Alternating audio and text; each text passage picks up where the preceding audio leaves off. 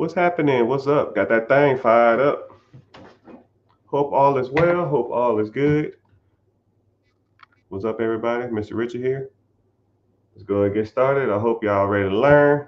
We streaming on all social media sites: Facebook, YouTube, Twitter, Twitch, Instagram. We live and direct, and we streaming on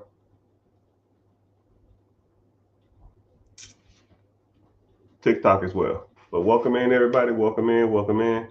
We're gonna go ahead and get started. So I don't know if we want to do a freestyle or y'all want to get an objective. So I'll go ahead and give a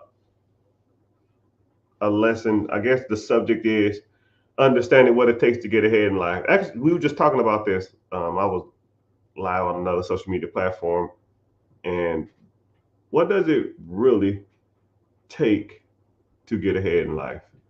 You got to put in the work, and you got to sacrifice people. You can't get ahead with mediocrity, or you can't get ahead and be cool at the same time. You can't have it's so weird. And a lot of people always think that you can have both, but there is no balance when it comes to money. There is no have your cake and eat it too. You can't have the Hellcat and the millions of dollars and the house on the beach. I mean, without the sacrifice. That stuff is for fairy tales and celebrity rappers or some shit. It doesn't happen to the average person. Now, if you have a skill or if you have a skill set or an ability to entertain people for large amounts of money, basketball, football, singing, acting, stuff like that, sure. But the average person, it doesn't work. It doesn't work. You have to practice self-control and do some form of some delayed gratification. I mean, if you want a Hellcat or a Trackhawk or a Scat Pack, if you want that now, then 20 years from now, you're still going to have to work and struggle and worry about how you're going to make ends meet. Or delayed gratification. Put the Hellcat on the shelf for now, and then start investing your money into some real stuff. And then what I hate is I think I had a video on I think it was Instagram or something, and I was talking about like a don't buy a Hellcat, invest your money instead. And then people say stuff like, "Man, I don't want to be an old man and be able to afford that Hellcat then." And I'm like, what the hell you mean an old man? Bro, I'm old to you? I mean, a mid 40-year-old guy who made sacrifices when he was 27, 28, 29 is old to you? I want to have fun now. Well, if you want to have fun now, that's fine. That's your choice. But when you're, 30, I mean, when you're 40, 45, 50, 55, 60, don't complain that life ain't turned out the way you wanted to. It's another good analogy, and I hate to bash women, or talk trash about women, but I see a lot of women when they get older, they'll complain that where are the good guys at? Well, you had the opportunity at the good guys. You chose otherwise, right? The number of women, regardless of regardless of what you look like, when you're in your 18s, 20s, 25, even close to 30, you get hit on all the time. I've seen some of the most unattractive people in the world get hit on when they're younger. But when you start getting older and that reality starts kicking in, and you start gaining a little bit, and shit ain't that sweet no more. It's the same thing with money. When you have the opportunity to put up the money, right, you can either choose to go to the club, you can choose to go out and party, you can choose to take vacations, you can choose to go get nice cars and blow all your money on bullshit, or you can sit your ass at home.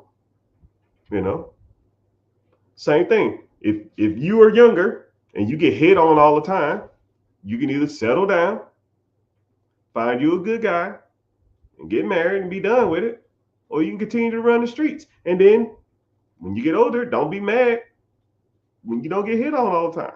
I mean, it's about as simple as that, you know. So we'll get to some Q&A in a sec, but I almost want to just put a little emphasis on the delayed gratification.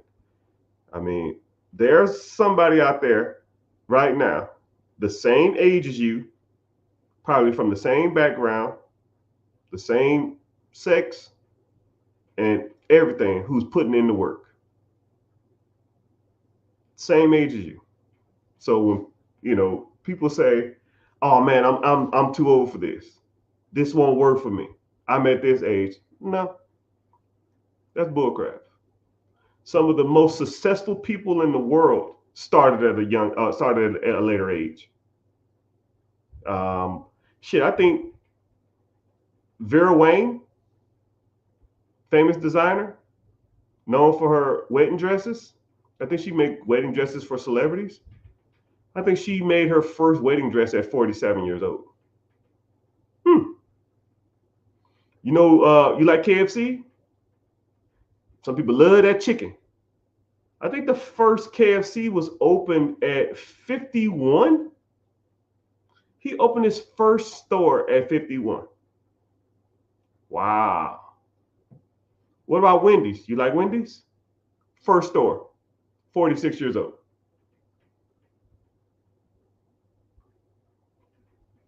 You know, it's never too late. It's never too late. But when you start, you have to commit.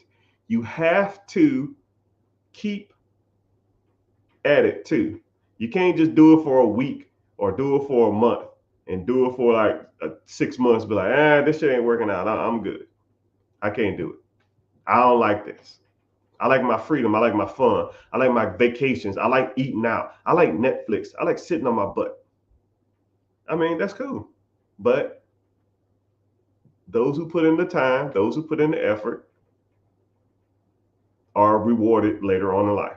All right, and I'll even give you some quick synopsis of me, because y'all see me on social media and y'all see me live, but nobody was putting in work like me.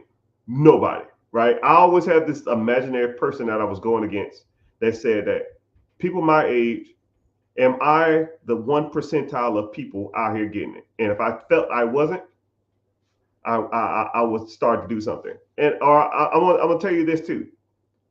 Imagine if there was a camera walking around following you all day long, 24/7, almost like the Truman Show. They just followed you all day long. Would they want to watch what you do all day? Would they be motivated and inspired to do what you do, or to want to watch? Or they'll just watch you wake up, complain about work, complain about your coworkers, complain about your boss, complain about the commute, drive to work, and then, complain about being here, complain that you don't get paid enough, complain that the system sucks, then go home, then complain that you ain't got enough, complain that the food sucks, I want to eat out, complain that you have to work out. Do people want to watch that? Would you watch that? If I followed you around for just today, think about today. What'd you do today that would motivate somebody to want to aspire to listen to you or watch you? If the answer is nothing, then you fucking up, because your today was probably your yesterday, and your yesterday was probably the day before that. So let's say NC-17. Keep your mind out the gutter. I'm trying to make you some money. Right?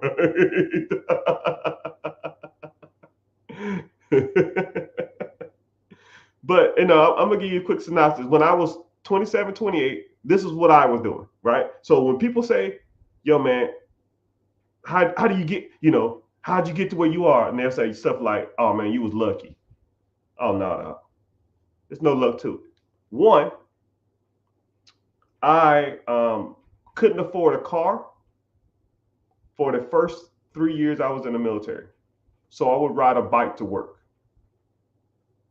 in the rain, sleet, snow, hailstorm. Don't give a shit. The military don't give a damn. When Reveille goes off at 6 a.m., if your ass ain't in formation, you're getting yelled at or you're getting paperwork. 6 o'clock, hell or high water.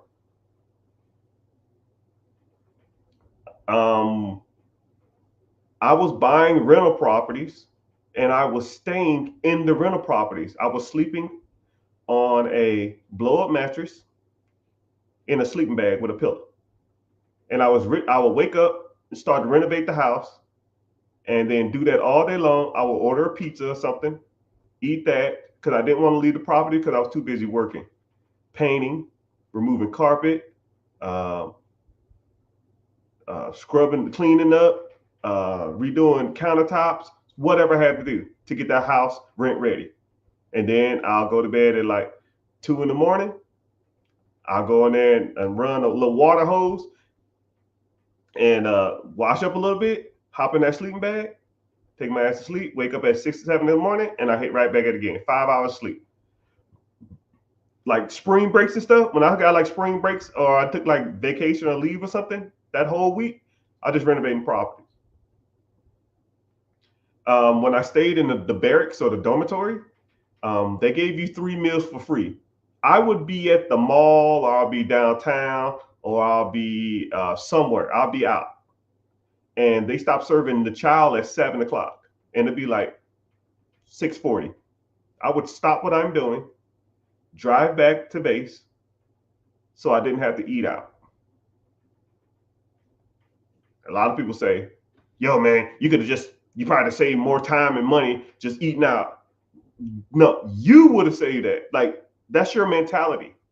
I wasn't like that, right? I would get a meal and eat it there, and then I'll get a to-go meal. So if it was like 7 o'clock at night, I get a to-go meal, and 11 o'clock at night, I would eat my to-go meal, and it was free. And then sometimes I would leave where I was at. Like say if someone had a get together or they was watching football, I would literally stop what I'm doing, go get my free meal, then come back. And they'll say like, "Man, you know, we about to go out to the bar or something like that." And I was like, "You know what? I'm good. I'm good. I'll sit at home. Come on, man, come out just one time." "No, man, I'm good because I don't want to spend any money. I have a bigger plan." Now, all those guys I used to work with talking about go out and spend all your money on dumb shit, they're all working now. And I pretty much own multiple companies, and I bought and sold hundreds of real estate properties since then. And this is the reward I reap for it. I put in the work, now I'm reaping the rewards. And people say shit like, "Man, I just want a Hellcat now. I can always save for the future." Or "I don't want to be an old man with all that money." What's the point? Who the fuck is old? Point to an old man around here. Me? I'm old to you? Old. Man, I can't, I don't want to travel when I'm 70. I can't even enjoy it. So I'm 70. I don't enjoy travel. I'm probably in more shape than most of y'all. I got a personal trainer I meet at 7 o'clock every damn morning that works my ass out. So I can stay mobile and fit and in shape for the rest of my damn life. I got to live to at least 75. I got to get my money's worth out of this damn shit. I sacrificed for 15, 16, 17 years. I got to get mine. Denzel Washington said it best, "I'm leaving here with some." But it's just crazy how people think that, you know, you put in some delayed gratification, and you put in some effort, some energy towards something that's gonna make you some decent money in the future, and then like you're throwing your whole life away. No, I still have fun. I still did stuff. I just didn't do the things that a traditional person did, right? If it was free, it was for me. If I had to pay for it, I was hesitant to do it because I didn't like it. I hated spending money. Hell, to this day, I hate spending money, right? Because I just turned on something that was hard to turn off. Maybe it's PTSD or something. Shit, I don't know. But I tell you what, I'd rather have PTSD, not wanting to spend money, having a lot of money, than be stressed the fuck out with no money, needing a lot of money. You put that shit on a t-shirt right there, buddy. You know. But, I'm glad y'all here. Glad y'all hanging out. So let's go ahead and get started. I'll do some Q&A real quick. So if you're watching on TikTok, tap the screen for 15 seconds. That's your price of admission. Get those likes up. If you're watching on It's a lot of people on Instagram. There's a lot of people on Facebook. A lot of people on YouTube too. Thank y'all for being here. So if you want to click the link in the bio, I have a free class coming up on Wednesday, 9 p.m. EST. If you want to come to the free class, register. If not, it's all good. But um, click the link in the bio. Watch this on YouTube because YouTube pays me to be here. Right? It's not a lot. It's probably only like $500 a month or something, but it's better than nothing, right? It's better than nothing. So I see it as like me being here pays for my electric bill every month. So it's all good. All right. So let's get to some preguntas, questions. Let's see where we at. Okay. Yo, what's the one move you mentioned about 750 in the Vanguard for 6 years? Okay, so okay. I would almost have to show you more so that I could tell you, but I kind of break it down as simplistic as possible. So when you're investing, you have multiple different kind of accounts. But first of all, let's understand what interest is, right? Interest is the amount of money that accrues on the account from profits or losses, well, more so profit from an investment.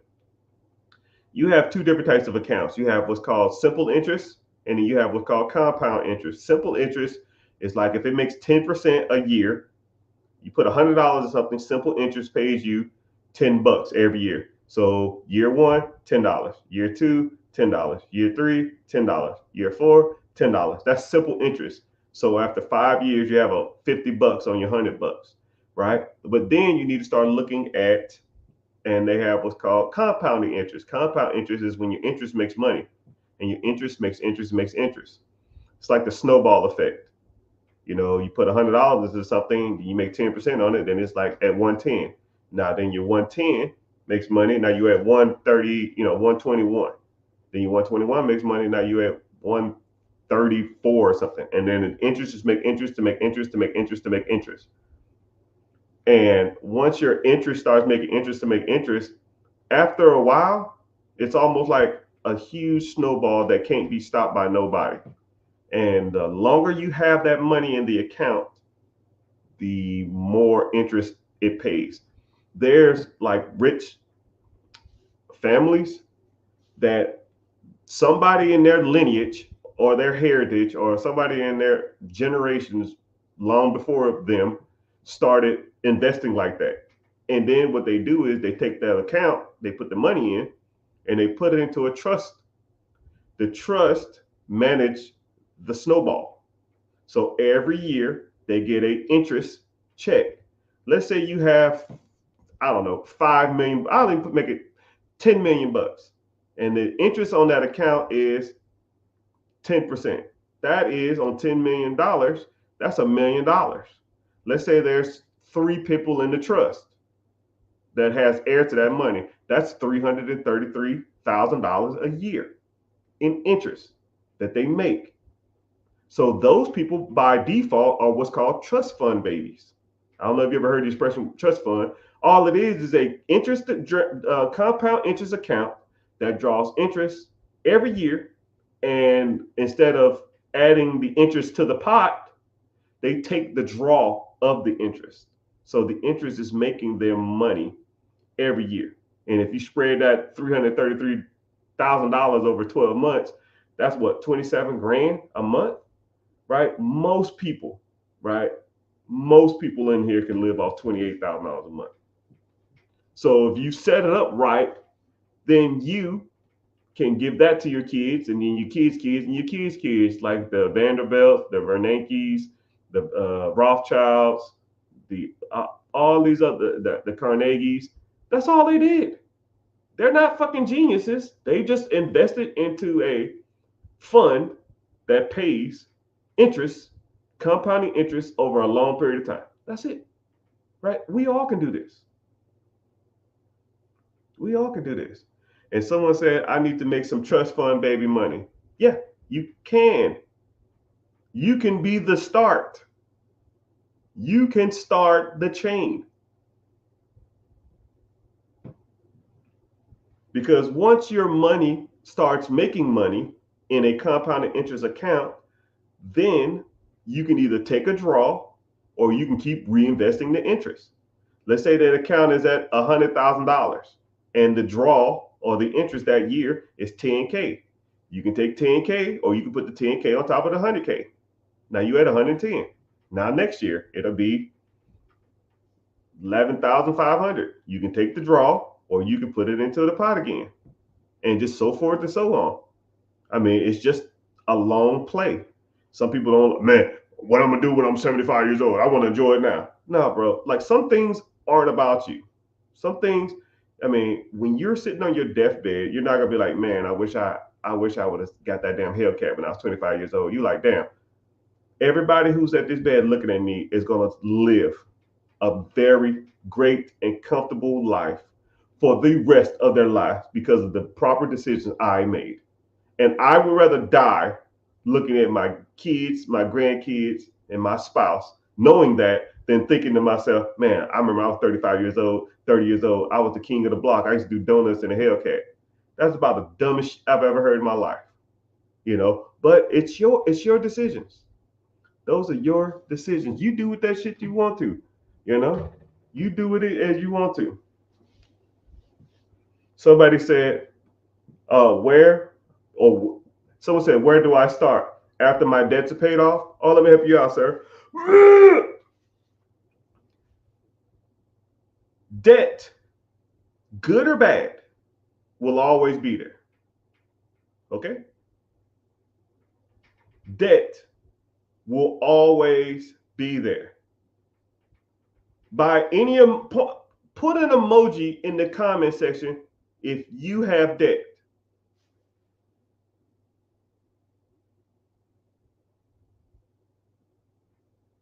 If you have debt, put an emoji.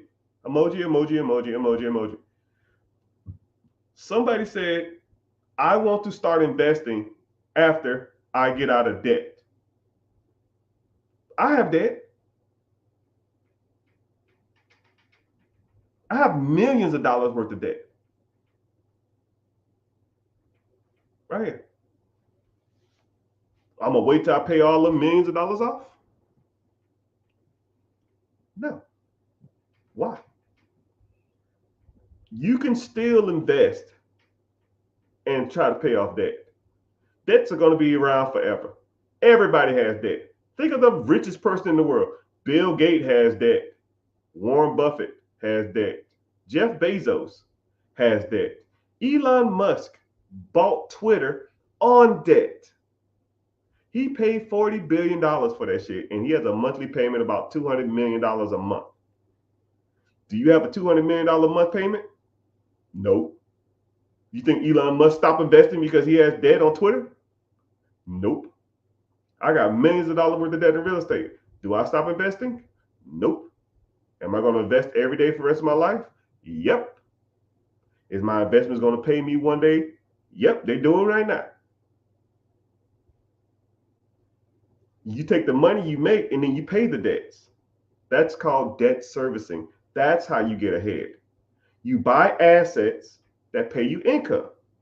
The income you make, you keep buying more assets and keep buying more. You can buy more until one day you have so many damn assets that you say to yourself, man, I can quit my job. And man, I can quit my job and pay all my bills and pay all this debt off. And that's one of the plays, man. That's just how you do it. And I'll meet people that are so terrified of debt, they just don't, because they don't understand it. Some people will say, oh man, I'm trying to buy this business and it's $1 million business and it makes, I don't know, we'll say $500,000 a year. The first year, I'm gonna just pay. The first 2 years, I'm gonna just pay it off. Well, why?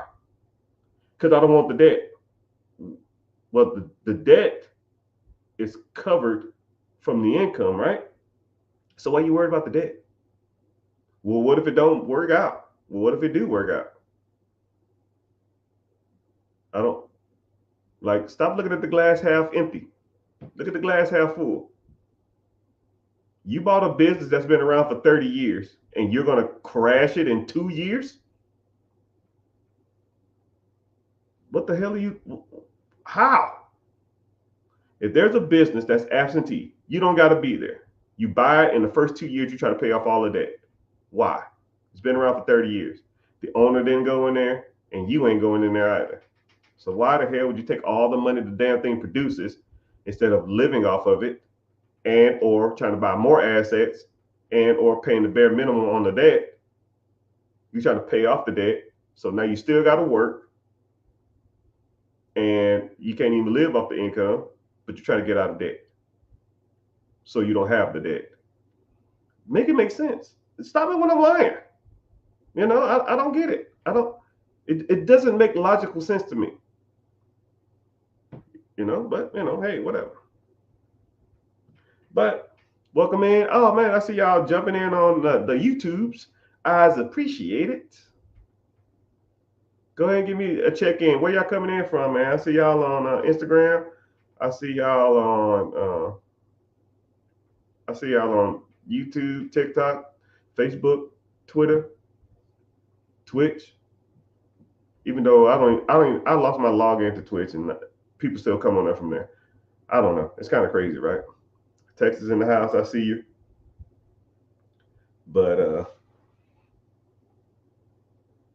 okay, I see you. Are you gonna save this live? I'm working right now. I gotta get off soon. I might. I should. Orange County in the house.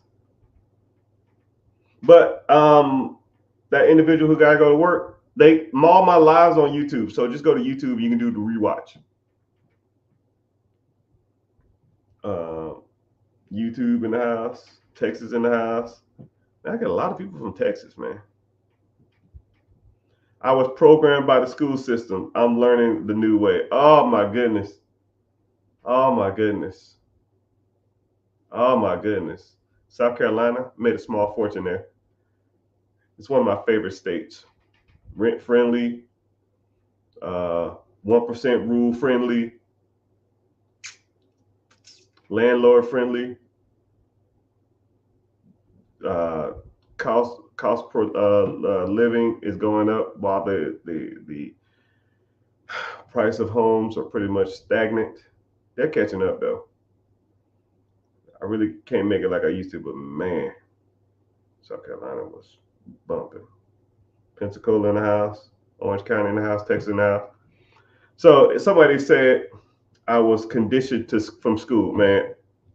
I talk about this a lot.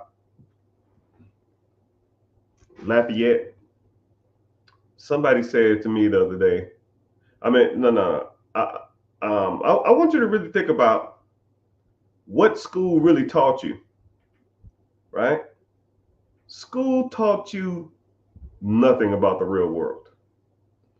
They taught you and programmed you to show up to a place, do what you're told, don't question the authority in place, go home, and whatever little time you have left, that's your time. And I want you to really think about it. From pretty much 4 years old till you graduated high school at 18, or till you graduated college at 23, 24, or if you got your master's degree at 25, 26, you got a PhD at 30. From 4 till whatever age was for you, 18, 22, 24, 26, 27, 30, you was programmed to wake up, go somewhere, do what they tell you to do, don't question the authority that's been placed in front of you. Go home, and then with the rest of your life, do whatever they tell you to do. Okay? So that's what they've conditioned you to do. So when you get out of school, what's the first thing you do? You go get a job. And what do you do as a job? You show up at this time. You have authority figure on top of you. You do what they tell you to do, and then you go home, and then you spend the rest of your time thinking to yourself, man, what the fuck is going on? You know, that's what school traditionally teaches you. I mean, then this is what's crazy. Let's say you're at like 15, 14, 15, 16 years old, and you're starting to put up some resistance. I want to put up some resistance of the status quo. I want to start thinking outside the box. But the box almost doesn't even let you think outside of it. Your teachers are going to tell you to go to college. The counselor is going to teach you to go to college. Your parents are going to teach you to go to college.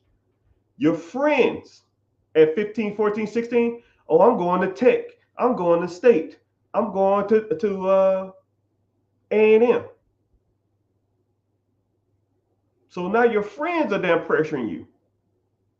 So the system almost conforms because they don't know shit. A teacher is only going to teach you what they know. A counselor is only going to teach you what they know. Your parents are going to teach you what they know. Their friends are only going to tell you what they've been taught. All four of those systems are broken. Because the teacher, now, when you go ask your teacher, and everybody's done this, because I've done it multiple times, you ask the teacher, do you like being a teacher? And they say, oh, yeah, I love it. I say, oh, well, you do it for the pay? Oh, no, the pay shit. So you love doing it, but you make shit money. Now, hear me out, people. Would you rather do something you hated for a lot of money, or would you rather do something you love for a little money? Because if I love my job, I hate being broke. But if I hate being broke, I'm going to love my job. or I'm going to love making money, and I'm going to hate my job, right? You almost got to pick your battles. But I'm going to give you another battle that they won't teach you in high school, right? All work sucks. So you might as well get the money. You might as well get the fucking money. All work, employments, job, 9 to 5, all of it sucks. I have never, in the grand scheme of things, I've never went to work. I've had good days at a job, but I'm in the whole grand scheme of a job. I've hated waking up early. I've hated the commute. I've hated the work environment. I've hated some of the coworkers. I've hated my fucking boss. I hated the pay. I hate the damn mentality. I hate the camaraderie. I hate the environment. You might got one person that you cool with, and then you wouldn't even right there over your house.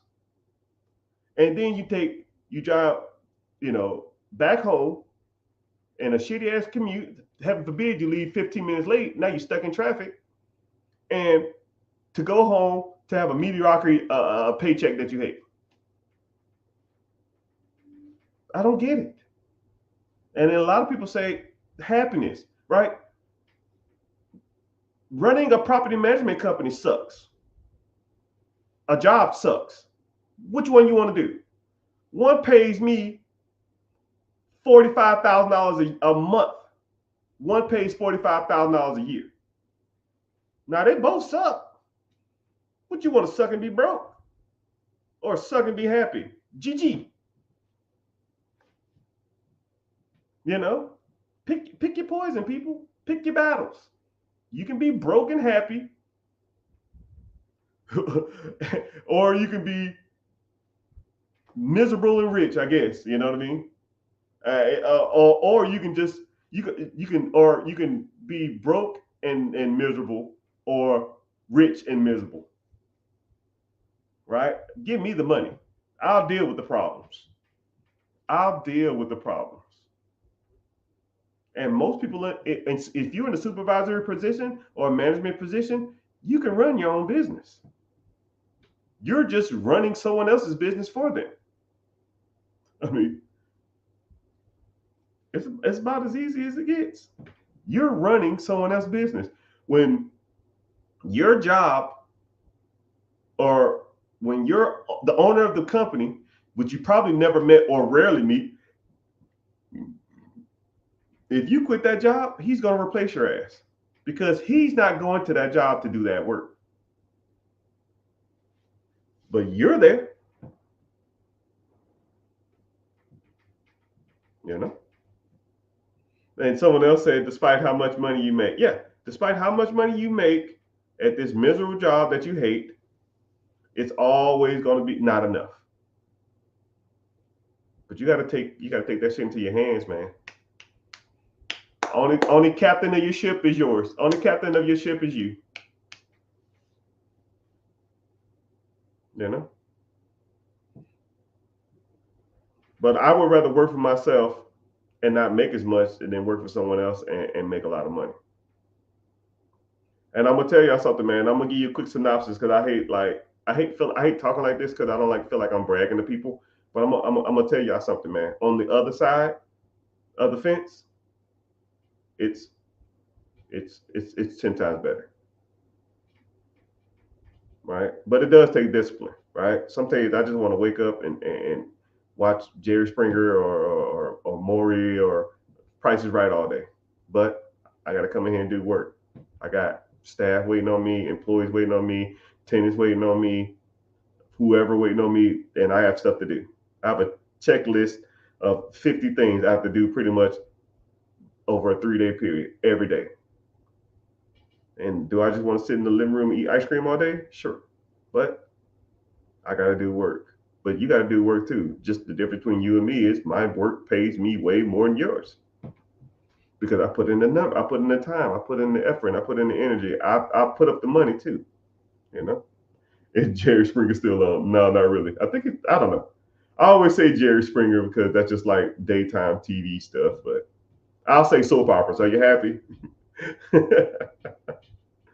Someone says, what does my day typically look like? I wake up at 7:34. I have a personal trainer who I meet at 8. We do an 8 to 9 session, maybe 9:30-ish. I come home, I freshen up, shit, shower, shave, whatever. That'll take me to like 10:40, 9:45, 10. I go in there, I talk to the missus. Actually, my girls go to school at like 9, so I see them for like 5-10 minutes before they bounce. And then talk to the missus from like 10 to 10:30 to 11, just see how her day's going and seeing what's going on. Then I come into the office about 11 o'clock, and then I get to it, right? Whatever's on my agenda. What's the day? So today is review all bank accounts. I didn't do that today. So I have like 8 different bank accounts I got to review, answer all social media DMs. I get about 400 DMs a day on social media. It says go live at noon or in the AM. Post on social media. As soon as you start reading this, I tell myself little reminders. Post on social media. Go live. Add an IG story.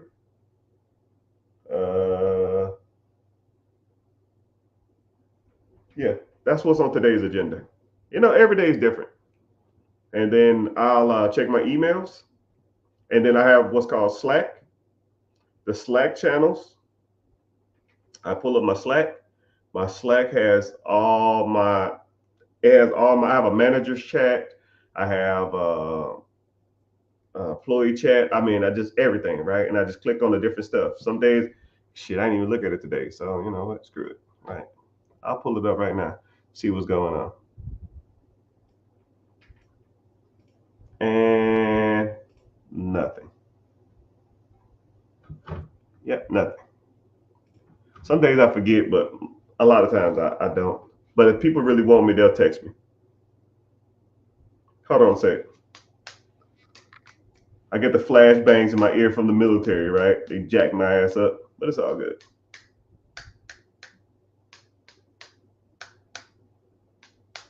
Yeah.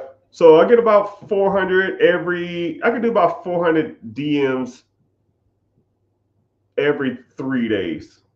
It's nuts. And I answer all of them too. I don't pay somebody to do it. I don't do any of that stuff, right? So yeah, I answer all my DMs, but I only do it 2 days. I do it on Mondays and Thursdays. And then on Thursdays too, me and the missus go out and we eat lunch. We always try to eat somewhere new every Thursday. Whatever day it is, I say, what's the latest and greatest restaurant? We'll just Google. Sometimes we'll just go to Facebook and say Tampa, TikTok and say Tampa restaurants, and we're just like, oh, wow, that looks good. Put it in the destination and go eat it, right? But don't give a fuck what it costs. I don't care about that, right? I don't even care about money no more. Like you get to a point where it's just, it is what it is. Yeah, and that's a typical day. So on a good day, I can come in here at 11 and be done by 12:30. And after 12:30, I just kind of like, okay, cool. Let me try to make some more money some other kind of way, or look into something, or do something, or read something, or educate something. But on a busy day, I can go all night. All right. Sometimes I just come in here and I'll start at like 11 after I meet with the missus, and I'll go to like 2 a.m. Or just like one person, it was a company that hired me as a consultant. So what I did is I looked at their books, I looked at their numbers, and I helped them grow their social media. I came up with a detailed plan on how to scale their business, and I took a cut of their business. They gave me an upfront fee, and then I took a percentage of whatever they earned over so much time. So let's say this business is making $2 million a year. Okay. What I told them, I said, okay, cool. Y'all making $2 million a year. This is my goal. I'm charging y'all 100 grand, 100 grand up front, and I want 10% of the gross profits for the next 3 years.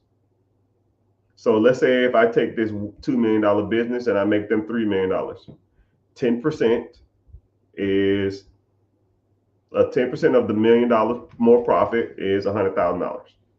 So for the next 3 years, so that's $400,000 deal.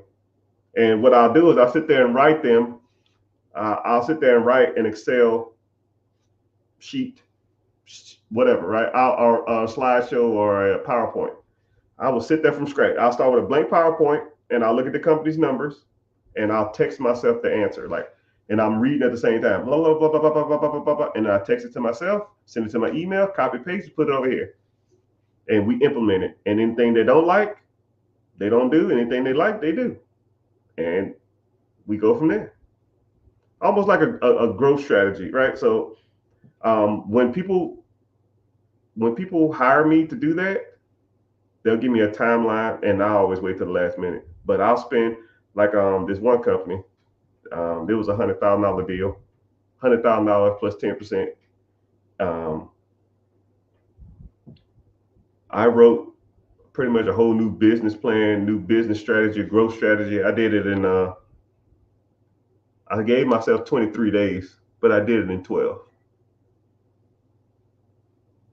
But I got so efficient at it, I can do it with a lot of people. Man, I can do that with a lot of companies. So if anybody interested, I'm not cheap though, right? One guy I knew had a flooring company, and he was doing decent numbers. I think he was doing like 1.5 a year. I got that shit damn near double in the first year, and it was super simple, super simple. I was like, "Yo, bro, are you doing this?" He was like, "No, I never even heard of that." I was like, "Too easy." And we implemented some stuff, and just went from there. Right. And even like the crazy, like I mean, like even like the simplest stuff that a lot of people don't even they overlook because they're in their business and they don't really step back and just look at it. Like I don't care. The ideas I'm gonna give you 10, 15 different ideas that are extremely unbiased. Like, because I don't know your business. I'm not in the business, right? Just like, for example, I'll give you some things. Um, the guy was Portugal. He's from Portugal, and all his employees were Spanish. And then I said, "Are you running Facebook ads?" And he said, "Yeah." I said, "Well, what's your like turnaround? Like, what's your rate?" He was like, "Oh, they're not high." And I said, "Let's start targeting Latinos." I mean, you're in Florida. There's a lot of Latinos here.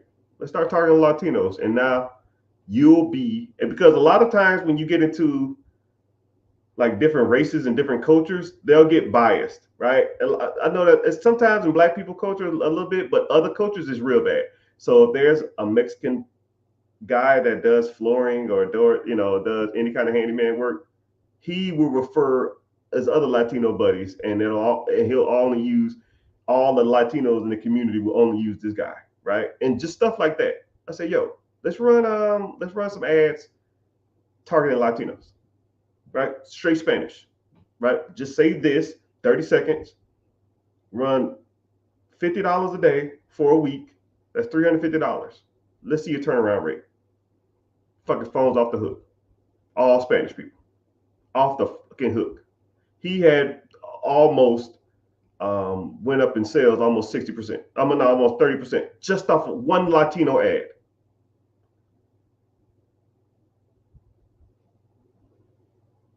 Hey, whatever, man. Whatever.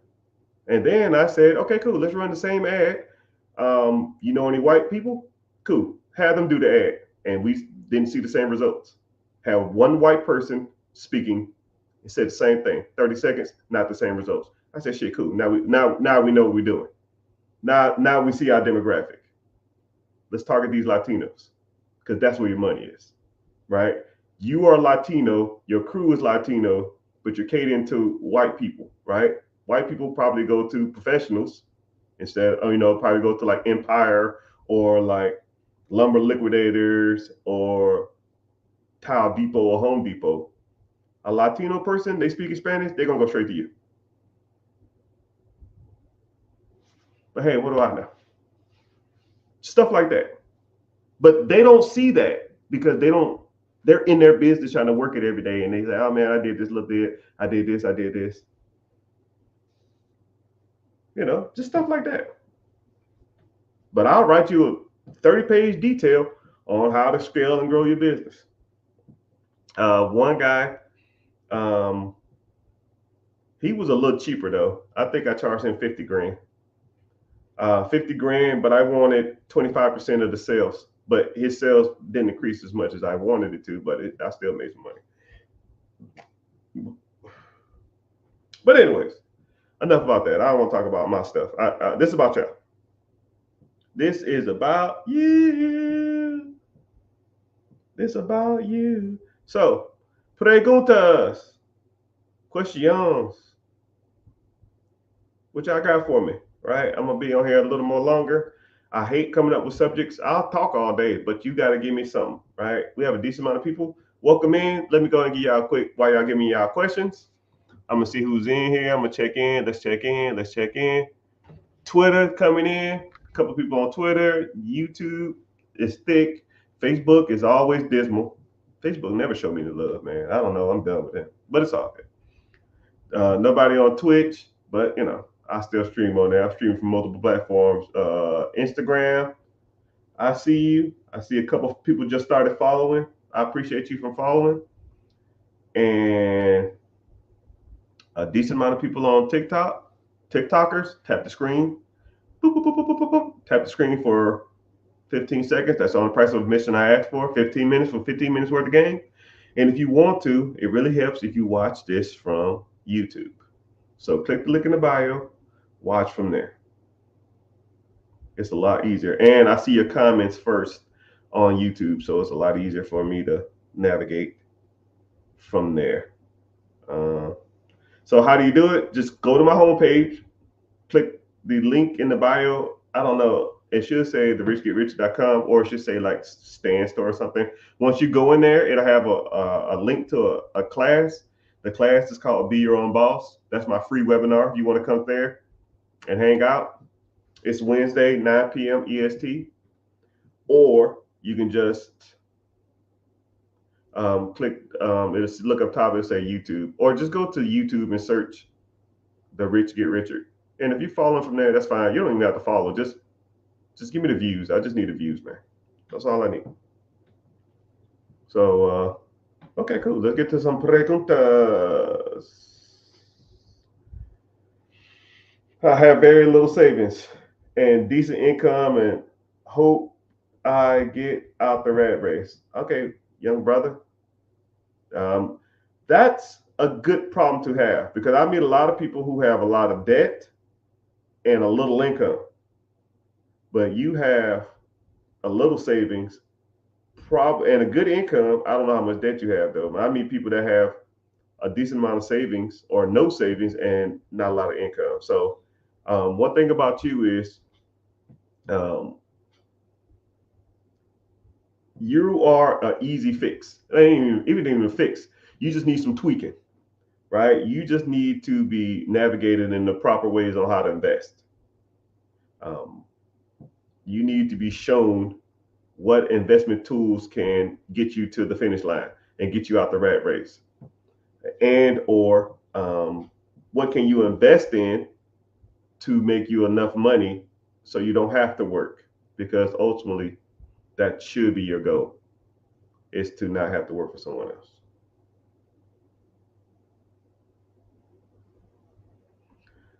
What's your take on rate cuts announcements? I'm don't shoot me when I say this. Don't be mad at me when I say this. This is going to sound extremely insensitive, and it's going to sound kind of crappy when I say this. It's going to sound weird, but hear me out. Okay? Hear me out. Interest rates, to me, are really irrelevant.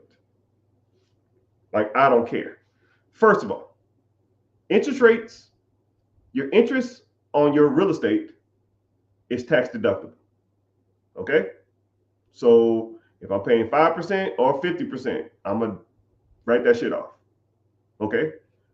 Second of all, if you know how to buy assets properly, then the interest rate is irrelevant. So I'm going to give you 3 examples. Okay? There's a $100,000 property for sale. Interest rates are 2%, 5%, 15%. Okay? You bought a $100,000 property, you put 10% down. I don't know. That's 90 grand. You finance 90 grand at 2%. Your payment is going to be, let's say, $600. I don't know. $600. Let's say it's making $1,600 in rent. Your payment is $600. Your rent is $1,600. That's $1,000 spread. Okay? Simple. Tracking? Example 2. Same $100,000 house, 10% down, 90 grand. You pay 5% in interest. Now your payment goes from 600 to 800. 800. You rent it out for 1,600. 1,600 minus 800 is $800. So you make $800 a month. The 2%, you made 200. 2%, you made 1,000. 5%, you make 800. Okay? Same scenario. You bought a house for $100,000. It's 15, you put your $10,000 down. You finance $90,000. Let's say it's 15%. Let's say your payment is $1,200 a month. You rent it out for $1,600 a month. You make $400 a month. Interest rate at 2%, you make $1,000. Interest rates at 5%, you make $800. The interest rate's at 15%. You make 400. Come closer. Come closer. Every interest rate, if you buy the property right, will make you money. So do you care what the interest rate is? The answer is no. I don't care. I'm not trying to sound insensitive, and I'm not trying to sound like a butthole, right?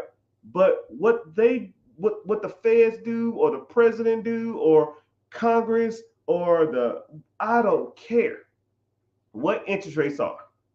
If I have an asset, it produces me income, and the debt on the asset is less than the income coming in, I'm cashing checks. That's the play. That's the game.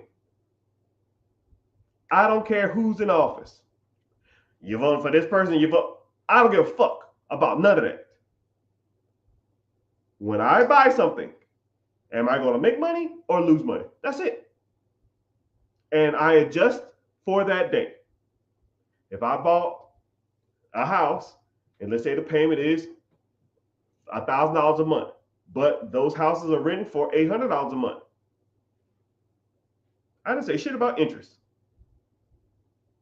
That's not a deal. Same house, I bought it for $100,000. The houses are renting for $1,500, but my payment on that is $500. Well, sign me up, Captain. Sign me up. Sign me up. I didn't say nothing about interest. I didn't say nothing about a president. I didn't say nothing about no Congress. I didn't say nothing about no Senate. I didn't say nothing about no, oh man, the interest is going to fluctuate. The interest is going to go up and down. None of it. I don't care. Does the asset you want to buy, the day you want to buy it, produce your income? If the answer is no, don't do this shit. If the answer is yes, do it. Say word. Word. When I say that, for those who are newer here, I got some rookies in the house. I know. We're a little thick on the damn. We kind of bumping on these platforms, right? I mean, the more I figured, the more I talk on these shits, the more people start popping in here. When I say word, you got to say word back, okay? That's my thing. So when I say word, that means like just reiterate that you get what I'm saying. If you have a question on what I'm saying, ask the question. But if you comprehend what I'm saying, just say word. All right. This is like a weird thing of mine. I should get a t-shirt that say word. So when I say word, I put word in the comments. All right. Someone said $100,000 house that rents for $1,500. I need to find them.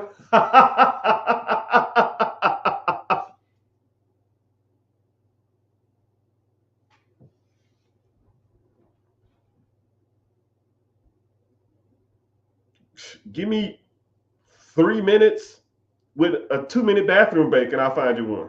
Damn, that's a good quote. Man, that's a good quote.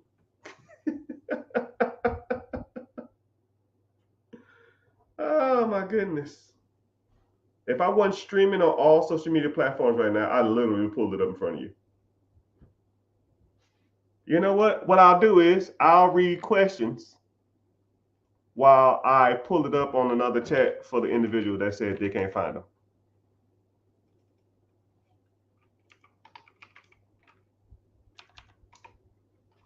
So let me see what we got going on. What we got going on?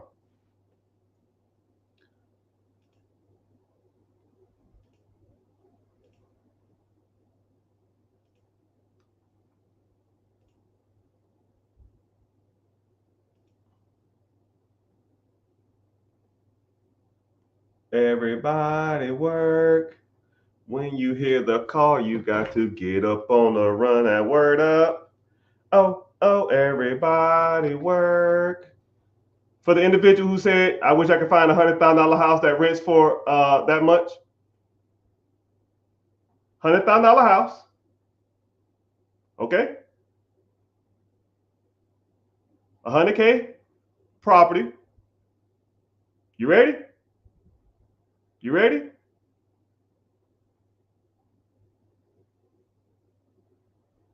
Not only did I find him a $1,500 property, the property rent is for $2,100. Put a boom emoji in the chat. I'm live on TikTok. I apologize. I see y'all though. Every once in a while, you just got to prove people wrong because they don't know what they're talking about. Right? I'll show you again. $100,000 property.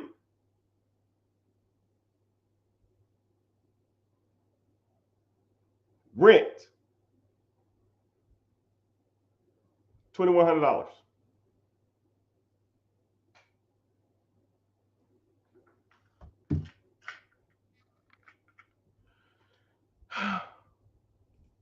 How long that took? I don't know. 30 seconds?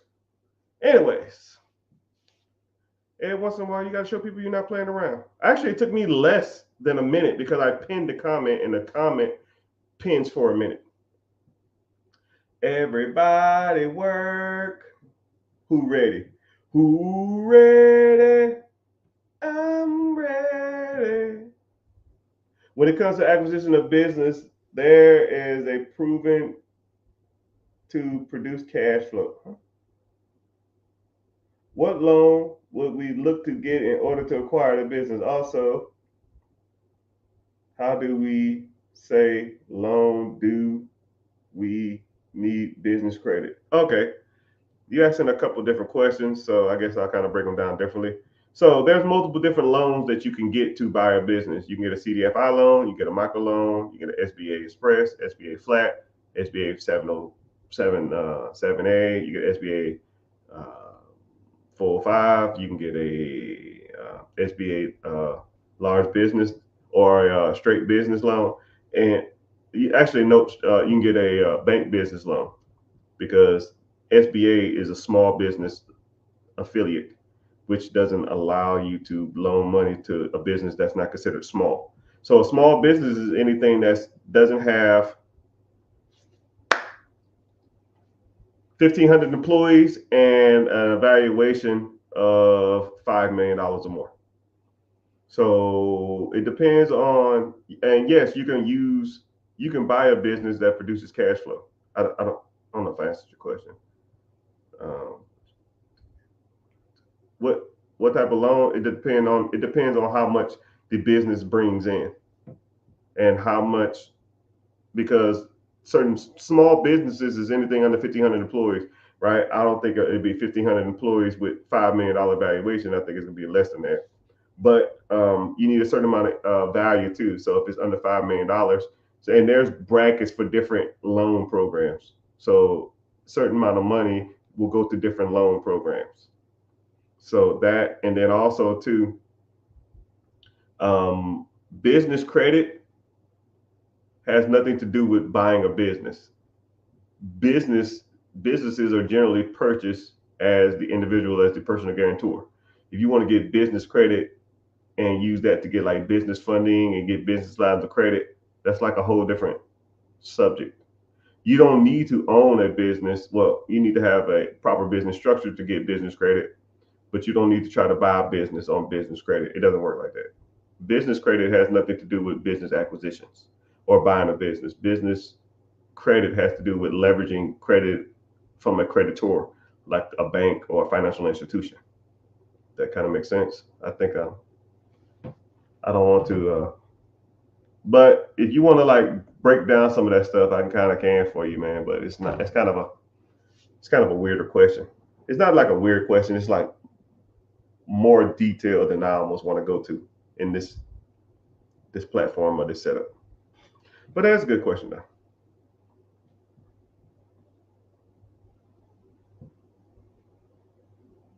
I was thinking about investing all my commissions. If you can afford it, when I was in it, when I was pretty much starting off, I was investing everything I got. If I made 300, 250 was going to the pot, man. I would keep like $100 cash on me and $20 in my bank account, and about $100 in an overdraft account, just in case I went over on something. And all the rest went to the pot, man. I'm telling you, man, I was like bare minimum.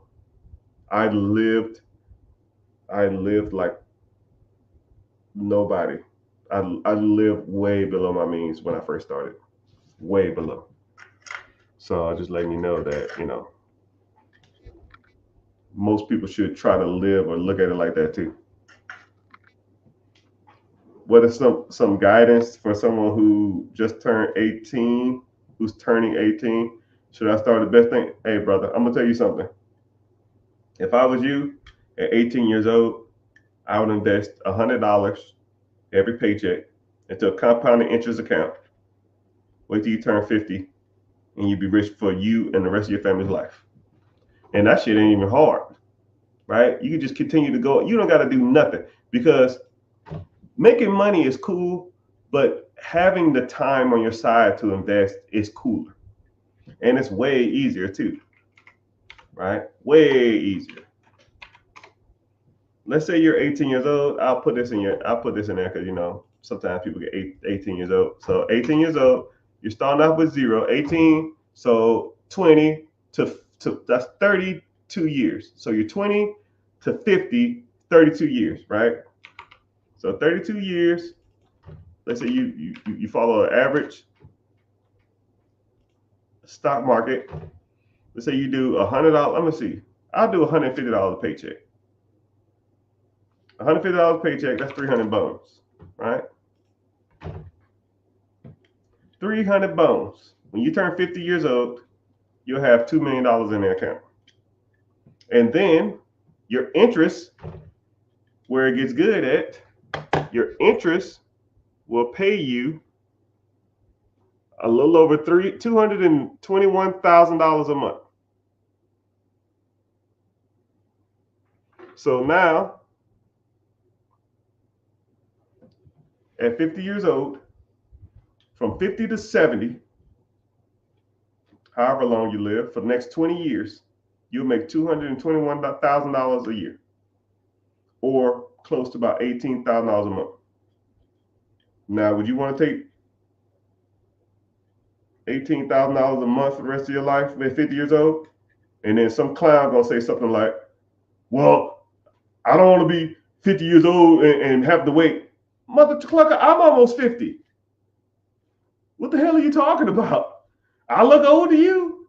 Oh man, I'm gonna be old as fuck. What is old? A middle-aged man? I mean, and that method requires you to do nothing.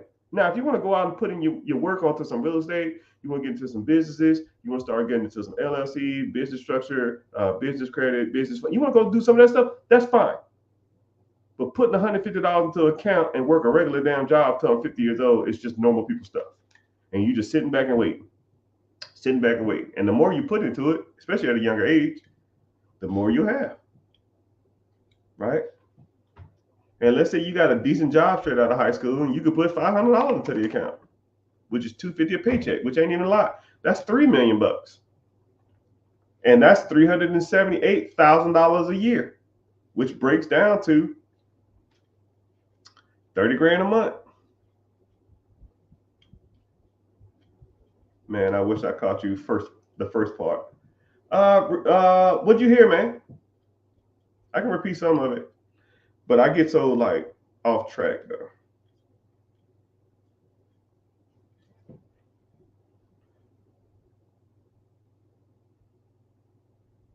What's my 2-year plan for buying your first home?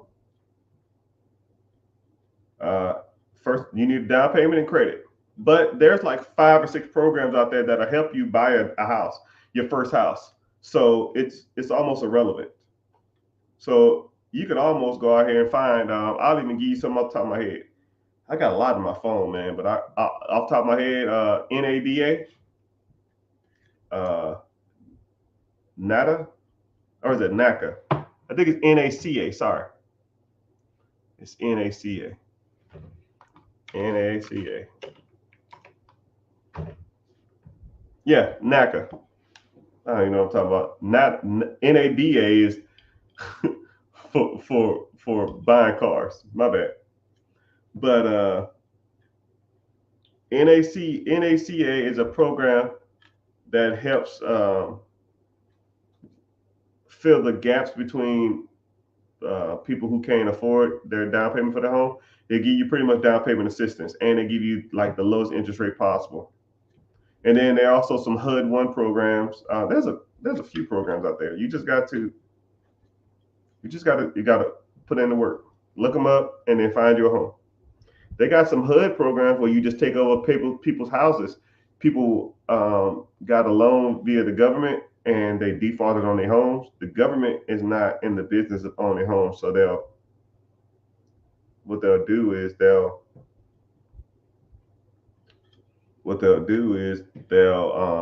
put the houses on the website and then you just take over the payments. There's a few programs out there like that.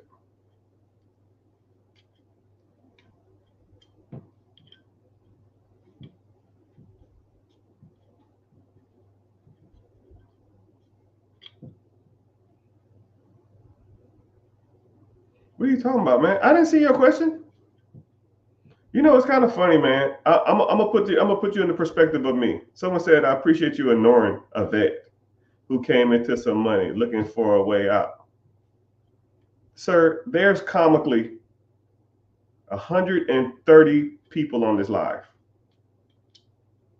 I appreciate your patience, and I appreciate you waiting till I can see your comment. I don't see all the comments, man. I apologize. I am human. 130 damn people in here commenting multiple stuff. But it's all good. And then what's crazy is I'm a vet, so I don't never use my vet to my advantage, right? I don't say, I'm a vet, take care of me. No, man, it don't work like that, right? Me serving my country has nothing to do with me getting priority to over anybody. But if you have a question, ask the question. If I see the question, I'll get to it. If I don't, there's 130 people in here. I apologize. You know? Well, I shouldn't apologize. But I'll say thank you for your patience. CEO rule number one: bosses are never. You never let anybody know that what they're saying either gets to you or makes you feel less than, right? You just say, I never say sorry. I say, thank you for understanding. You're the most professional person I know. I get that a lot. But I try to be though. I'm really personable. I'm a people's person. I'm almost a people's pleaser too. I feel like I try to get people what they need. And I try to get people what I know. I try to help as many people as possible, right? That's why I come on lives and talk to y'all for nothing, right? But yeah, if you look at me, my head is swiveling the whole damn time. I got like 5 screens up, man. All right, so who wants to get out the corporate 9 to 5 and buy a business? Okay, so individual wants to buy a business. If you want to buy real estate, you want to buy a business, you want to learn how, you want to use business credit, you want to use all kind of different techniques on how to buy businesses and buy real estate and or investments and or work on your credit and grow your business credit and get access to me and my team or whatever you want to do. There's a free class coming up Wednesday, 9 p.m. EST. Click the link in the bio, join the class, and I'll see you there. And I can help you. I'll show you what I can do for you, and if I can help you, we move forward. If not, you still gonna learn something because there's multiple ways to do this type of stuff, right?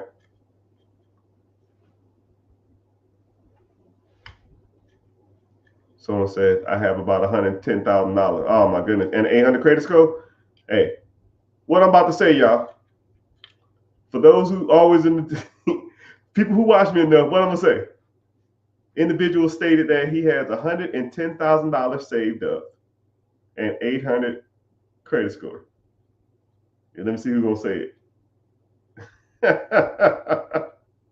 All right, no one's gonna say it. Y'all must be all new. Sir, You're rich and you don't even know it. I'm gonna put you on some simple math. Simple.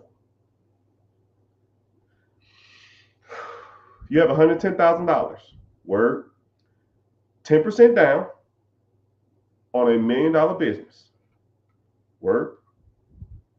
Let's say your credit score is good enough, because I don't know your credit. 680 can get you qualified for SBA 7A program, which means you qualify for $1 million business. Word. Let's say that business is doing 33% margins or 33% rate of return. 33 rate of return is $330,000 of cash flow on the $1 million asking price. Tracking? You put down $100,000. Wow. That means you got to finance $900,000. $900,000 over 10 years is 90 grand. Tracking? You make 330,000 because you did 33%. 330 minus 90 is, shoot, my math is off today. I need to do the math. Some of y'all probably can do it in your head, but I'm like, sometimes I get like brain fog. I can see I can't even talk today. $240,000 left. But you put $100,000 down. So you want your down payment back. You want all your money out of this deal as soon as possible. Not on the debt, but the money you put in. So now your $240 left in earnings goes to $140. Okay? So year one, that business will make you $140,000 or $11,000 a month, which is decent money. $11,000 a month, you quit your damn job. But let's fast forward to year two. Year two, you don't have to pay back the $100,000 down payment. That means your payment to the government is still going to be $90,000. You made 330. 330 minus 90 is going to be 240. So 240, you got to pay some taxes on that money. But I mean, let's be real, $240,000, and I'll even put you at like a 28% tax bracket if you want to go 28% taxes, right? That's $66,000 minus your 240. You still at $172,000. $172,000 over 12 months. That's $14,000 a month. Could you live off $12,000 a month? More than likely.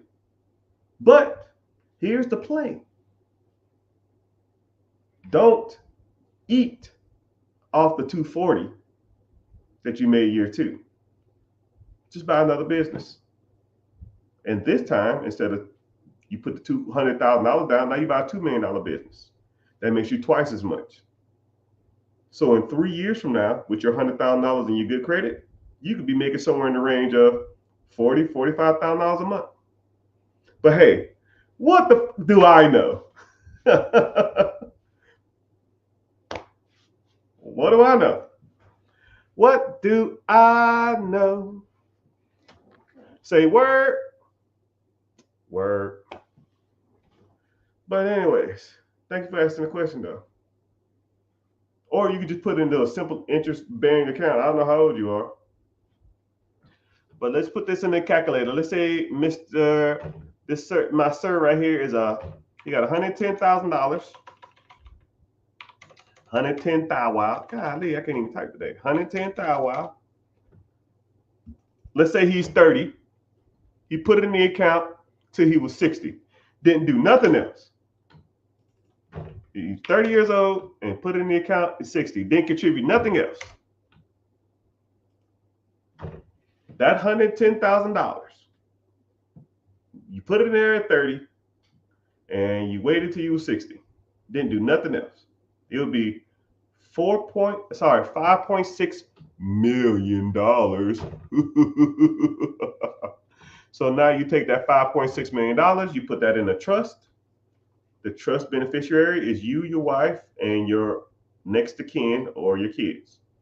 And they and all y'all will receive a check for $688,000 a year from the age of 60 till you die, and then the kids get the trust, and now they're trust fund babies.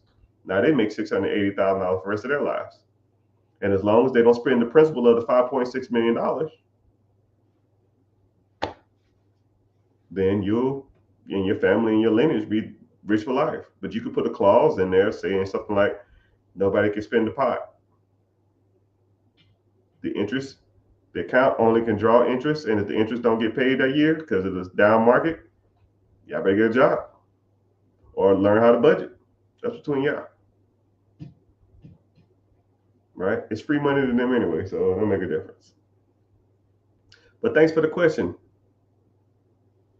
I definitely took notes. I will rewatch it. Thanks. You gotta rewatch it. Click the link in the bio, join the free class, man. Learn how to do this stuff.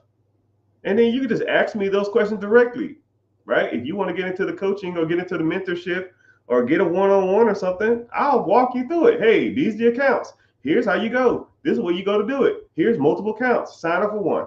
You sign up for one? Cool. Go here. Put your money in that account. Cool. This is what it's been producing over the last 10 years. This is what it's been producing since inception, since the beginning of the fund. This is how much it's been producing in the last 5 years, right? I can't tell you which one to invest in. Pick one, right? They're all pretty much the same thing out of these four. And then you just say, cool, I'll pick it. And then, all right, thanks. You have a good one. Let it ride. See you in 30 years. And then 30 years from now, you'll be like, holy fuck, I'm super rich. And I'm like, hey, that's what I mean when you listen. Right? Someone say, how much is a one-on-one? Click the link in the bio and we can, I have different tiers for different people. I don't know what you want. I don't know how you want to do it. But I personally feel my one-on-ones are worth my weight in gold, right? Because it ain't like we're sitting on a phone call or we're sitting on a Zoom and it's pretty extensive. We're gonna be talking about everything. A lot of people will start the Zoom. They're like, "Hey, I don't want to take too much of your time. Okay, cool. Let's get into this business stuff." And I'm like, "Whoa, whoa, whoa, whoa, whoa, whoa, whoa, whoa, whoa, whoa, whoa, whoa, whoa.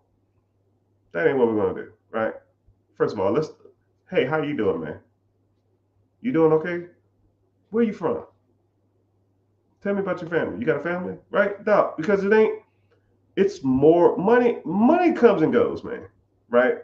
But understanding the perspective of the person that you're dealing with is a whole lot better and a whole lot easier than dealing with just numbers, right? Anybody can give you numbers, man. I don't really believe in it, right? So yeah, so typically a one-on-one goes for a decent amount of time. The longest one-on-one I've ever had was 5.5 hours. But I almost could have kept talking to that dude longer. It was just sometimes it just clicks. Sometimes we do about on average about a couple 2.5, maybe 3. Depends on what we got to talk about. Sometimes if it's some detailed stuff, we just go into detail. Right? And they're like, yo, I got 20 questions. I was like, you know what? I'm gonna just start talking about you and your situation, and the questions will answer themselves. And then I do that, and they'll say, oh well, I don't have no questions. Yeah, pretty cool.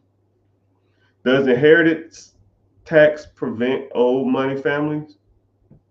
Does inheritance tax prevent old money families?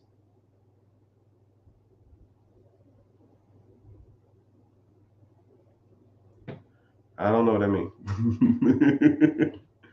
Does inheritance tax prevent old money families? Maybe I'm reading it wrong. But it's all gravy. It's all gravy. Let's see who got in here. All right, so price of admission, people. Tap the screen, tap the screen. TikTok, tap the screen for, I don't know, 15 seconds for 15, your price of admission. Instagram, put your favorite emoji in the chat. YouTube, put your favorite emoji in the chat. YouTube, Facebook, Twitch, Instagram, and Twitter. If you want to put your favorite emoji in the chat too, TikTok, you can do that too. But it's all gravy.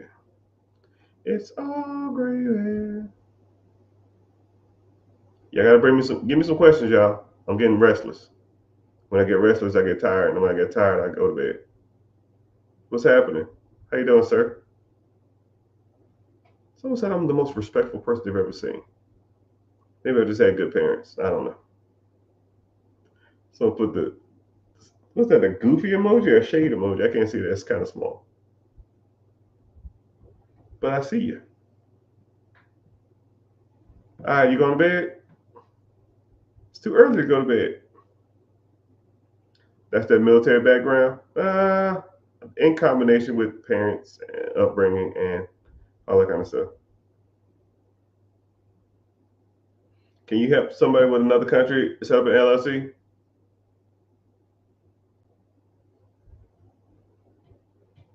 Never had to. That's a good question, though. I'll look it up. I don't know if can you. Let's see. Do you need to be a U.S. citizen to get an LLC? No, you do not need to be a United States citizen to start a limited liability company in the United States. Non-United States citizens, corporations, and other entities can form an LLC in the United States as long as their home of country is not the United States Department of Treasury. Long as long as their home of country is not on the United States Department of Treasury OFC list. OFAC list. All right, let's look that up. What the hell is that? OFC list is the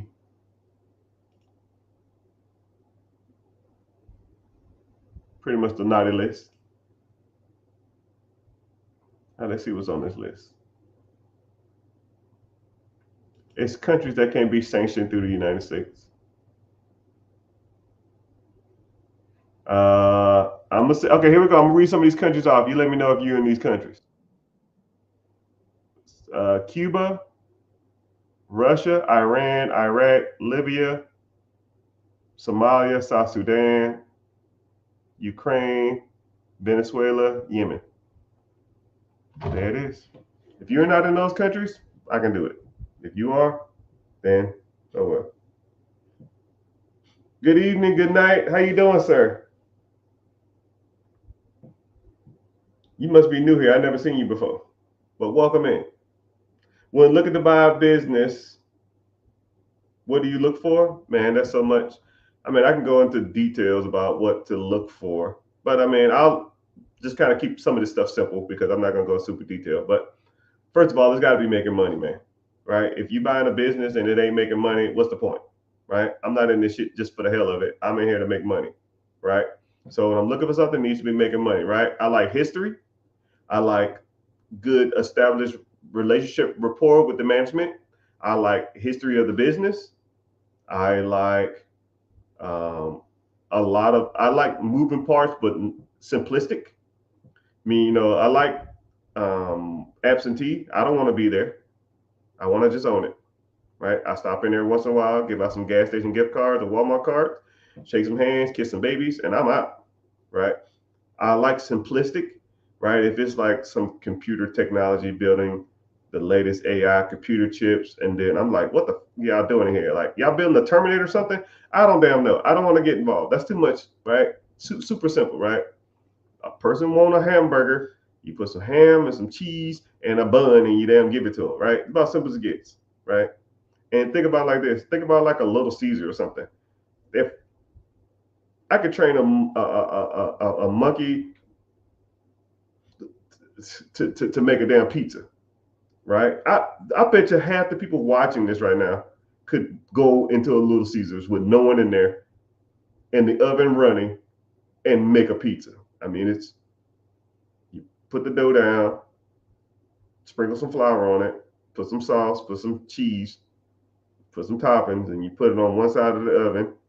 That's a conveyor belt that's going in or out. They'll put it on the outside, put it on the inside, and then wait for it to come out the other end. And you slice it into either 8 slices or 12 slices. You put it in the box. I mean, that ain't rocket science, right? It's simple, right? Buy and understand businesses that have a simplistic process, right? I'm not trying to cure cancer, and I'm just trying to reinvent the wheel. I'm not, right? I'm not trying to, make self-driving cars, pick up people like an Uber. I'm not doing that. I don't have time for that. That's you see that say that for the Steve Jobs and the damn Elon Musk of the world. I just want to make easy money that I don't have to do a lot of work for. Simple as it gets. Simple as it gets. But that's a good question, though. I appreciate it.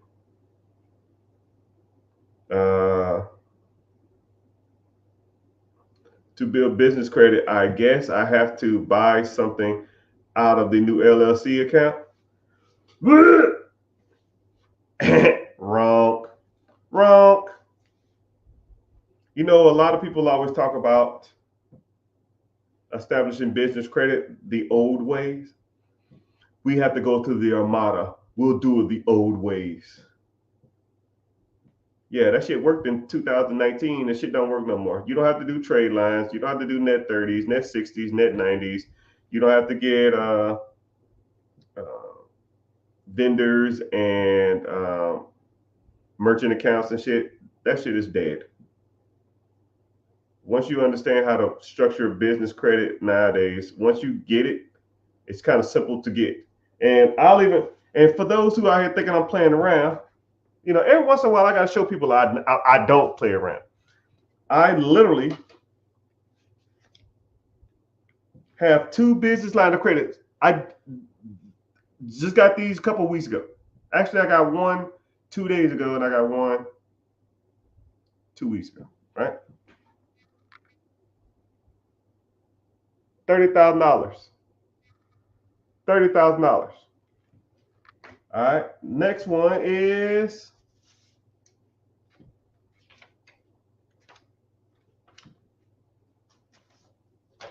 where are you? Oh, here we go. Is this it?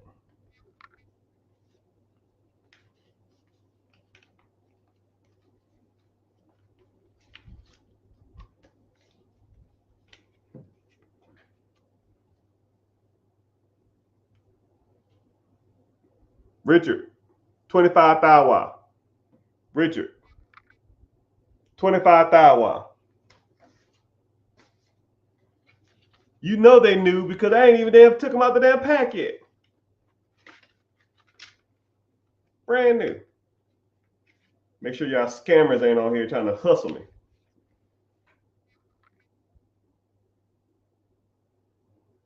Right? They're right there. And then for those who think I'm really playing around, listen. These the big boys. These the big boys. They're the big boys. None of that flimsy crap that a lot of y'all be running around on. None of that. This the real ones.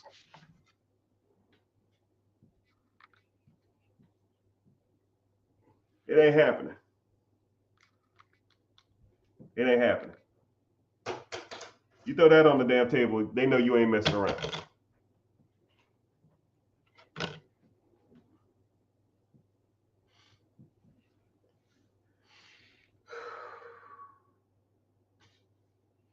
But yo. All right, so those who just come in, appreciate y'all for being here.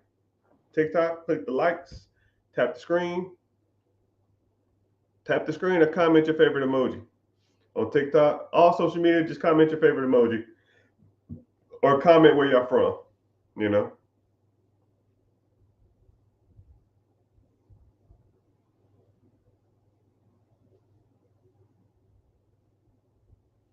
Someone say, how do I invest $700 a month?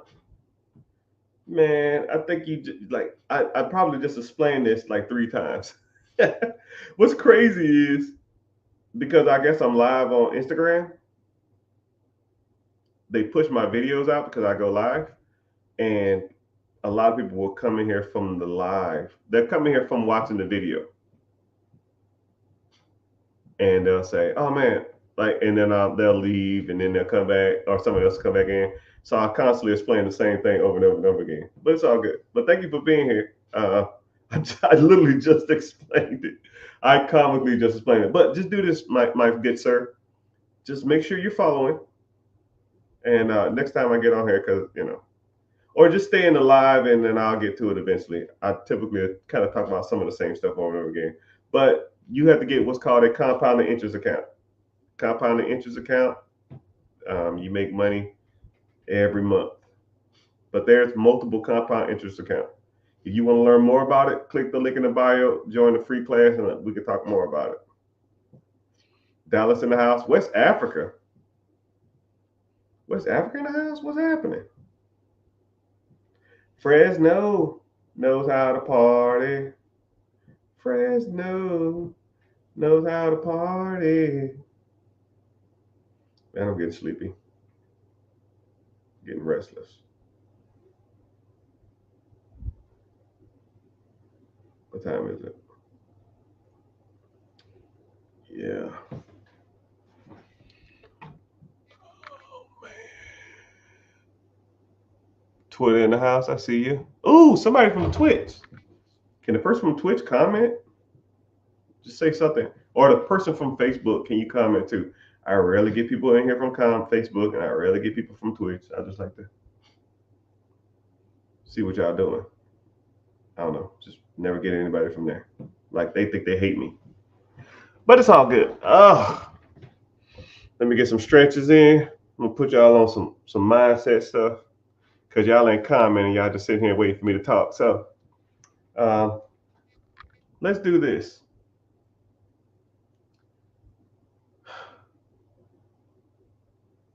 I'm gonna ask this, Dan. Let's do this. What do you think is holding you back from being successful?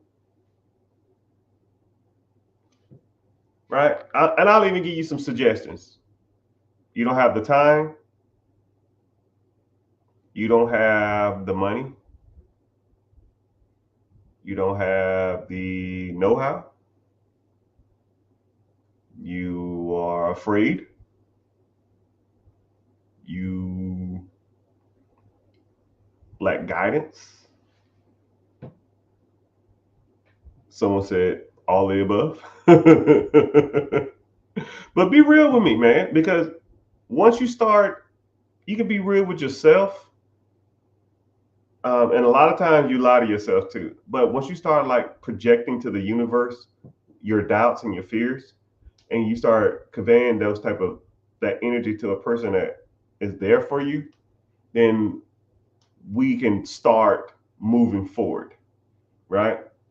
If a person is overweight, I don't know if you're overweight or not. I'm not trying to diss on anybody, but say if they're overweight and one of the reasons they don't like going to the gym is because they feel like people are criticizing them or looking at them weird. Okay, well, let's take away that. Let's take away that fear, right? Let's do workouts from home. Let's do workouts at a park or something. Let's do workouts not in a gym environment. Because once you start to analyze your fears, and then you start to overcome your fears, and then like you're left with all the good stuff after that. So a lot of people think it's either the money, the time, the resources, the know-how, the fear of failure, and all that kind of stuff like that. Or a lot of people say, I'll even start with the money thing. Like, one thing about money, it comes and it goes, right? I want you to visualize the amount of money that's circulated through your hand, right? Let's say if you made 50 grand this year, and then you made 50 grand last year, then you made 50 grand the year before that.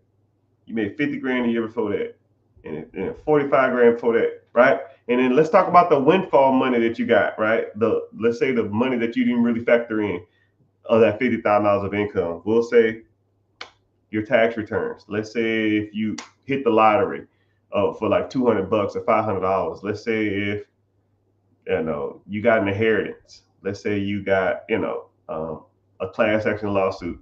Let's say if you got into a wreck and they totaled out your car. Let's say if you had a garage sale and sold $500 worth of stuff. Let's say if you had a side hustle and you made $800 extra, right? Not even, let's factor in that money too. Once you really start thinking about it, you probably made a decent amount of money over your lifetime. Your problem is not really the money. Your problem is keeping the money. So now you need to focus on a couple of things. One, well, actually three things. You need to focus on making more money. You need to focus on the money you do make, putting it to work instead of spending it on junk. And three, you need to work on whenever you do get money in to putting it into something that makes more money.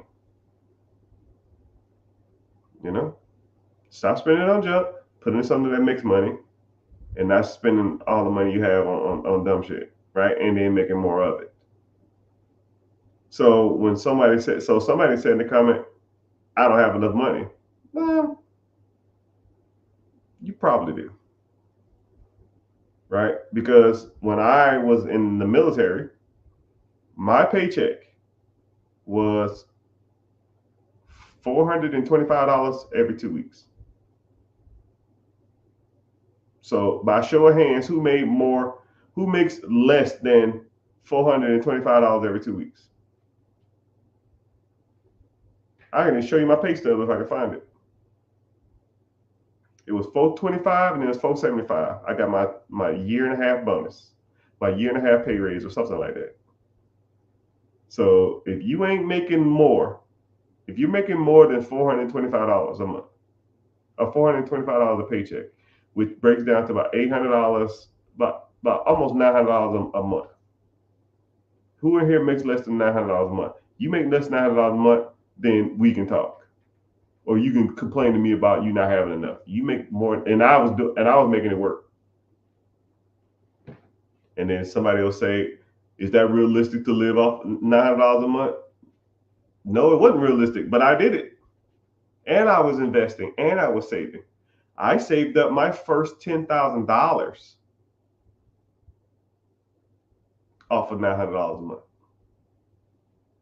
It took me like 3 years, but I did it.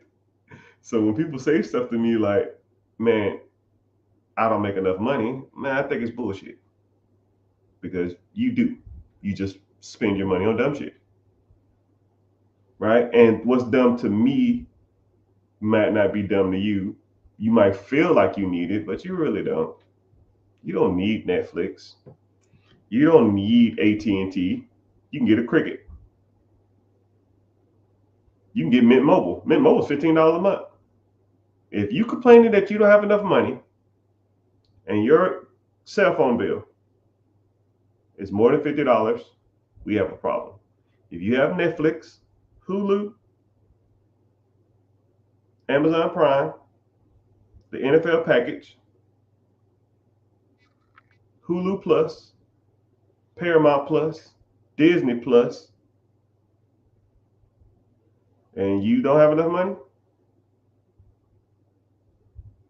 shake that shit.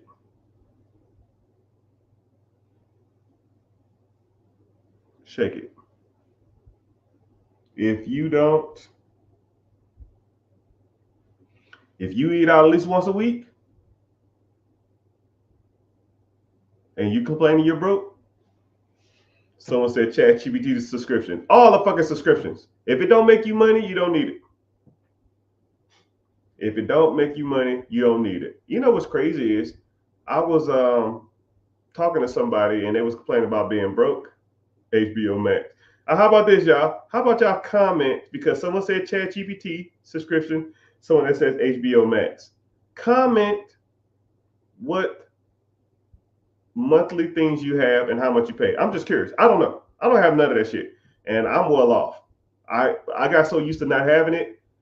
I got so used to living off antenna TV that I still live off antenna TV. It's almost like I love it.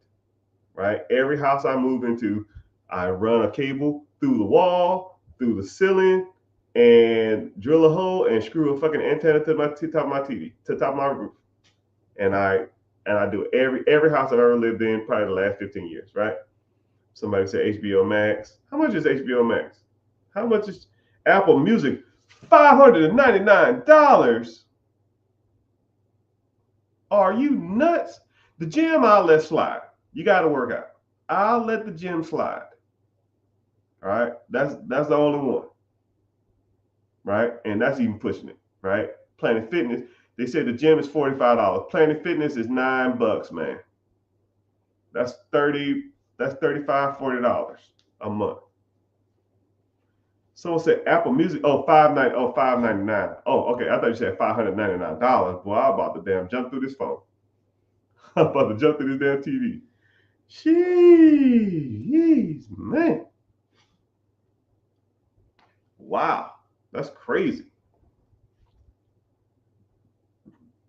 How much is ChatGPT a month? A premium. First of all, what the hell is a premium ChatGPT? What does a premium ChatGPT do that the regular ChatGPT don't do? I mean, I thought it all did the same thing. I don't know. Help me understand that. And don't try to justify that shit either. Just say, I like the program and I just like to use it more.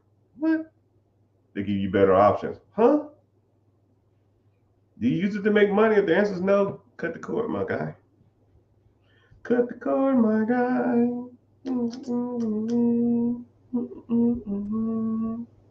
Let's see. But if you say that you're fearful, maybe you need to start associating with and start hanging around people who have done it and see what obstacles they face. You know? I mean, there's always ways around every obstacle that you've came into, right? I mean, everything you're fearful of, somebody has overcome that obstacle. That's what's so crazy about. That's like the gift and the curse of the world we live in. There's somebody in this world who's living the life you want to live. There's somebody in this world who's making the money you want to make. There's somebody in this world who's doing 3 times better than you and twice as dumb, right? Anytime I listen to, like, if I see any like major hip hop star nowadays, I'm like, dude, this guy's an idiot. This guy has no clue what he's doing in life. How is this individual excelled further than me? And if they can do it, why can't you?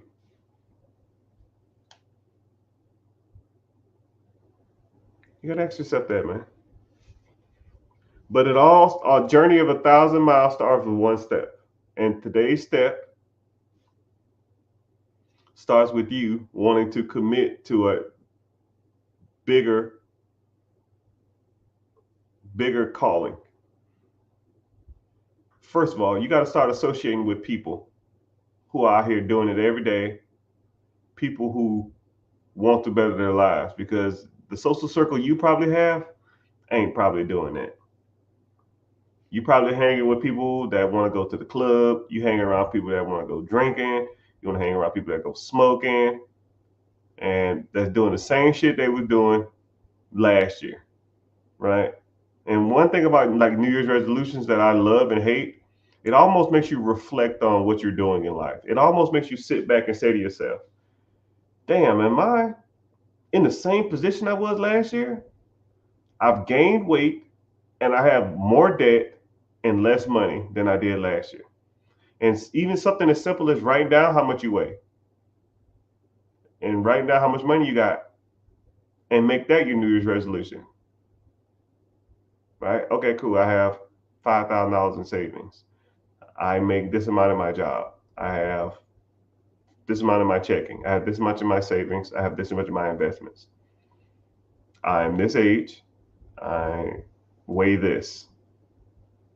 You know, so now when I look on my New Year's resolution, it's really not a New Year's resolution. It's almost like a New Year's check-in. You know, it's like a New Year's check-in. And even stuff like that, once you start hanging around people that hold you accountable to your stuff, like, oh man, I have this amount of money, right? I need to get to this level. Okay, let's start doing this. Let's focus on this. Let's go here. Let's do this. Let's do this. And now you'll start seeing the wheels turn.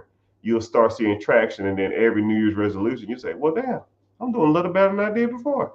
Man, I'm a little higher than I am this year. Man, I'm doing way better, right? But a journey of 1,000 miles start with one step. The first step is you got to start with the mindset. You got to start associating with different type of people. You got to start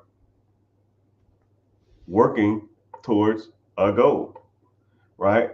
And then I'll meet people all day long and they'll say shit like, I'll say, what's your goals?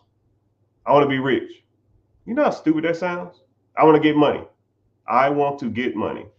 I want to get money. That's your goal. Well, how much? A lot. A lot. Well, what the fuck is a lot? You can't have a goal without a destination. Do you go to a tattoo parlor and say, hey, I'll take any tattoo? Do you go to the fucking airport and say, I'll take any plane trip? Do you get in the car and you say, Uber, take me anywhere? So now you got a tattoo of a damn mustache on your forehead. You got an airplane ticket to Istanbul, and your Uber then take you to the port of Miami somewhere. I mean, no. You have to set goals. You have to look at particular subjects or particular things whenever you set them goals. And they got to be realistic because you want to accomplish them. Okay, cool. I want $1 million. I got 10 grand. I want $1 million a year by next year. Come on, dog. Come on, dog. If it was that easy, all of us would do it. You need some more realistic expectations, right? And I'll literally get people DM me and saying that. I got 5K. I need $2 million of passive income that I don't got to work for. I want to sit on my ass. I want $1 million a year every year for the rest of my life for the next 18 months. Bro, you can get the hell out of here with that. You can get out of here. But you have to be told from individuals who are doing it at a high level that that's unrealistic expectations. It's like, I weigh 400 pounds. I want to lose 250 pounds the next 6 weeks. Bro, that ain't happening. Yeah, you cut a leg off because that's all that's happening. It ain't happening, man. So I just want to let you know that, you know, there are people out here who do this on a high level that can help you get to the next goal, and I am one of them. Someone called me the most charismatic, nicest person I've ever met. That's cool. I appreciate that. But you have to start within. And one thing you have to do is you got to commit to something. And that's why I'm here to help. Because I get tired of people sending me DMs all day, right? Like I said, I get 400 DMs daily. And people asking me, yo, man, I want to do this. I want to do this. I want to do this. I want to do this. I want to do this. I want to, you know, start my own business. I want to buy a business. I want to get into real estate. I want to fix my credit. I want to get to business credit. I want to get to investing. I want to, I want to know the proper way to buy a car. I want to know the proper way to leverage my credit. All this kind of stuff, right? And I can't just sit on here and answer, because there's probably a couple hundred people in here now. I can't just sit here and just, constantly try to ask people questions, right? That's why I came up with the free webinar. So if you're interested in moving forward, or even just coming in there and just learning more, click the link in the bio, or go to therichgetrichard.com, which you never can find it. Just click the link in the bio. I'm on Facebook, Instagram, YouTube, Twitch, Twitter, TikTok. And I'm streaming all over different places because I'll always get people say, it ain't 200 people in here. I'm streaming. Like, you don't see me doing this? I got 4 monitors, man. So just depends on where you're watching. But I'm counting them in my head. So if you're interested in learning more, click the link in the bio, join the free class. And if you want to move forward, we move forward. And if you don't, just come there and learn something, hang out with me, be attentive, take some notes, ask some questions, and then we go from there. But I appreciate you, everybody, for being here. Social media gets mad at me if I'm on for too long or not long enough. So I meet my quota. And appreciate y'all. Make sure y'all following for whatever platform y'all watch it on. Make sure you're following and get notification every time I come on. And then you kind of can see me and, go through life, think about the changes you want to make in your life. And, if you want to come back and ask me some questions on certain subjects, that's fine. If you want to just say, screw it, this guy seems like he knows what he's talking about, click the link in the bio, join the free class. But Facebook, TikTok, no, sorry, Facebook, YouTube, Twitch, Instagram, Twitter. Appreciate y'all being here. And I'll be the same. It's been real, it's been fun, but it hasn't been real fun because I got a headache. And I'm going to get off here and go make some money. Later, dude.